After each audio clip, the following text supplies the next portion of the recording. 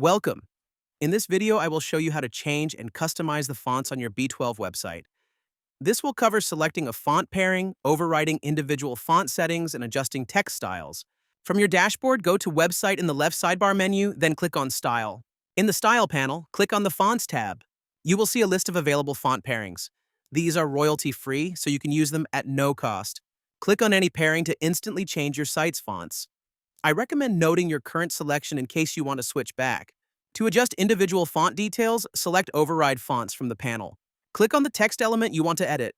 You can adjust its size, letter spacing, and other style properties right here. Use the device icons to switch between desktop, tablet, and mobile views. This allows you to fine-tune how your fonts look on each device. If you'd like to change the style of just one piece of text, here's how. Navigate to the page with the text you want to edit. Click into the text box, highlight your text, and then select Text Style at the bottom left of the box. From here, you can choose one of your site's existing font styles. You can also create a new custom text style. Click Text Style, then select New Custom Text Style. From here, you can customize font, size, and other font settings to your taste. Don't forget to name it and click Done once finalized. Highlight the text again, then select your custom text style. Repeat this process for any text section you'd like to customize individually.